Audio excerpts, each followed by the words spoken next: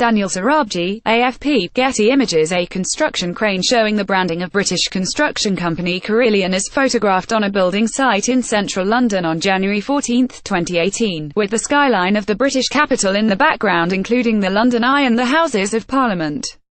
Carillion's pension savers will see a minimum of a 10% drop in the retirement income, but more broadly, the collapse of the firm should be a wake-up call for every UK pension saver, according to a financial consultancy. The collapse of Carillion further underscores the colossal black hole in many defined benefit pension schemes. For instance, the combined deficit of the FTSE 350 firms has now reached 70% of their profits, Nigel Green, the chief executive and founder of De Vere Group, told in CNBC via email. A defined pension scheme in the UK, also known as a final salary pension, normally depends on an employee's length of service and their earnings at retirement. The British multinational firm Carillion, which focuses on government contracts, entered into compulsory liquidation on Monday after its creditors refused to lend more money to the debt-laden firm. Shares of Carillion stopped trading as a result, and its biggest creditors, including HSBC and RBS, traded lower on the news. Photographer, collection, Getty Images. Staff pension schemes at Carillion are set to take a hit, but Green believes that the liquidation should trigger alarm bells for pension savers across the UK, as it puts a huge question mark over the fate of yet another major pension fund. He told CNBC that the funding gap for pensions has become deeper, which increases the chances that more and more people will not be able to receive their retirement benefits in.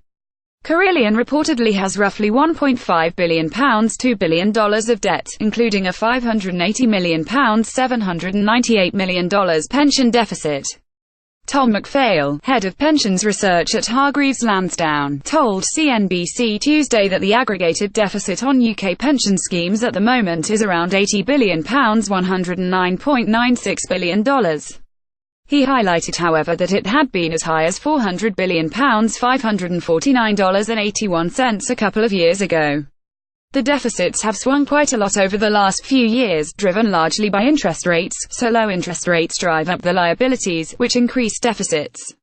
They are not as bad today as they were a couple of years ago, but around 5 out of 6 of the final salary, these defined benefits pension schemes in the UK, are currently in deficit, he said.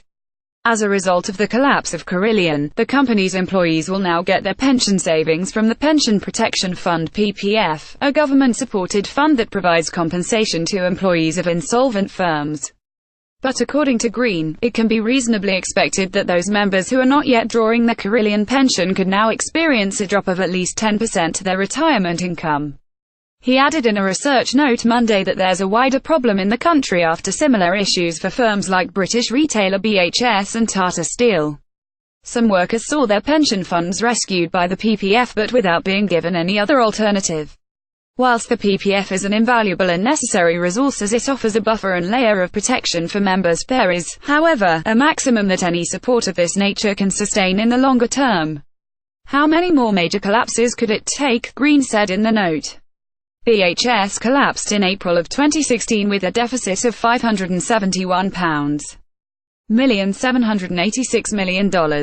It was put into liquidation at the end of 2016 after the Pension Protection Fund said that this would be best outcome for the failed pensions. More recently, the British airline Monarch also collapsed, and Toys R Us was saved from falling into administration in 2017 after a deal with the PPF. McPhail added these insolvencies had raised awareness to the problem, and more is now being done to protect future pensions. There's pretty robust regulation and it is being strengthened at the moment, so more pressure is being put on trustees and on the governance of these schemes to scrutinise the management of the schemes effectively. But it's not in a bad place at the moment, and most of these schemes have in place deficit reduction programs, he said.